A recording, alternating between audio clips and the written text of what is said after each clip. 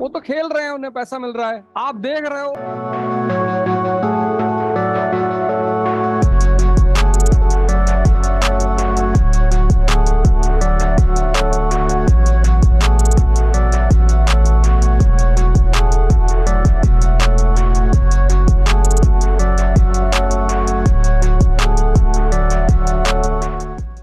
बहुत लोगों ने कहा कि सर आज मैच चल रहा है और मैच में सेशन नहीं होना चाहिए।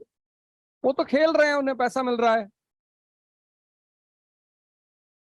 आप देख रहे हो, आपको क्या मिल रहा है। बस यही डिफरेंस है एरिस्टोक्रेसी और कॉमन मैन में। अच्छी बात है, मैचेस तो जिंदगी भर चलेंगे, कयामत तक चलते रहेंगे matches.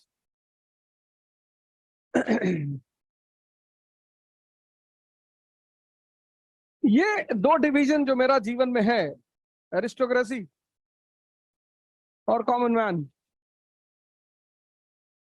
This will survive till the dooms day.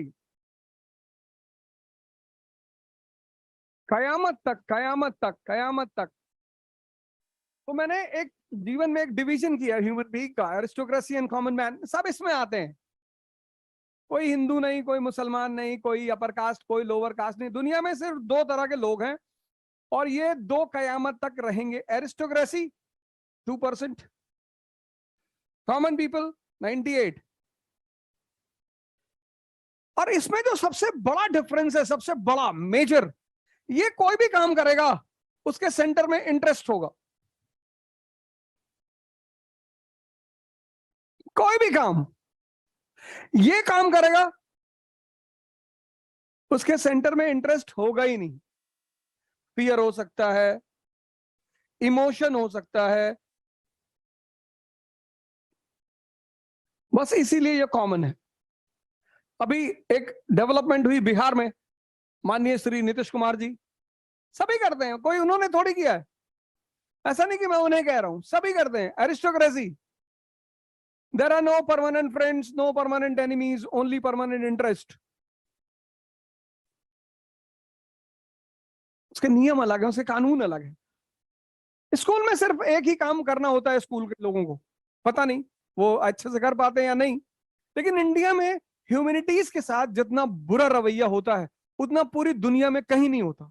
इसीलिए हिंदुस्तान का आज जो बहुत बड़ा तबका है वो नेहरू जी को इसलिए नहीं याद रखता कि फर्स्ट 5 ईयर प्लान लेकर आए थे। A lot of people in India, एक बहुत बड़ा तबका नेहरू जी को, जेएल नेहरू को जानता है। किसके लिए जानता है? एडविना माउंटबेटन के लिए। और उसके लिए जिम्मेदार कौन है? इस देश की एजुकेशन सिस्टम।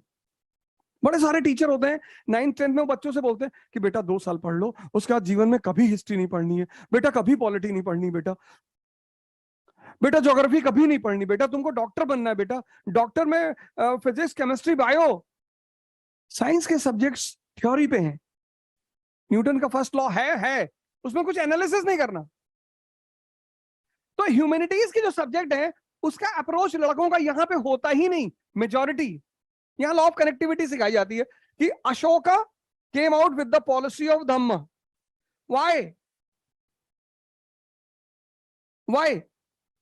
आप पूछो किसी लड़के से जो क्लास 11-12 में हो, जिसने ह्यूमैनिटीज पढ़ी हो, कि why Ashoka came out with Dhamma, वो कुछ रटे हुए आंसर दे देगा आपको। क्योंकि उसकी टीचर ने उसे सोचना नहीं सिखाया, उसे कनेक्ट करना नहीं सिखाया।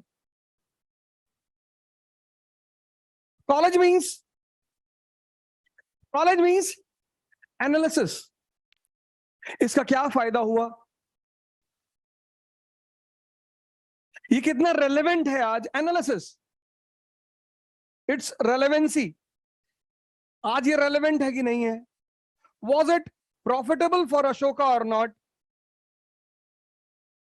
इसके कुछ ड्रॉबैक थे या नहीं थे? अब जब लोगों का ये लेवल ही अच्छा नहीं है तो ये कैसे अच्छा हो जाएगा? Are you getting my point? जब 90% लोगों का ये लेवल ह्यूमैनिटीज में बेकार है, बुरा है, पता ही नहीं, कनेक्टिविटी ही नहीं, कि भैया टीचर ने नहीं ये नहीं बताया कि India is a country of unity in diversity. इस डाइवर्सिटी को बचाने के लिए Ashoka was the emperor of Indian सब कॉन्टिनेंट, तब तो भारत कंट्री थी नहीं, नेशन थी नहीं। इसलिए जितने लोग आईएएस की प्रिपरेशन करने आते हैं वो कोचिंग करने जाते हैं विदाउट दिस, और जितने लोग कोचिंग करने इसके बिना जाते हैं वो सारे के सारे लोगों के लिए कोचिंग यूजलेस हो जाती है।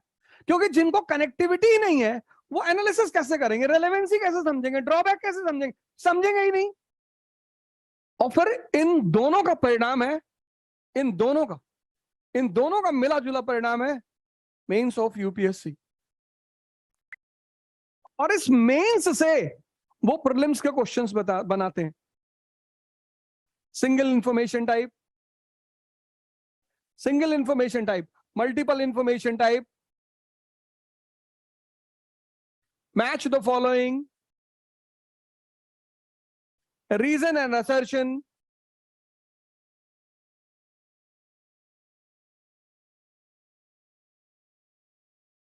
प्रीलिम्स कुछ अलग नहीं है। मेंस की जो तैयारी है ना वहां से क्वेश्चंस बनते हैं, मेंस के एरिया से क्वेश्चंस बनते हैं प्रीलिम्स के।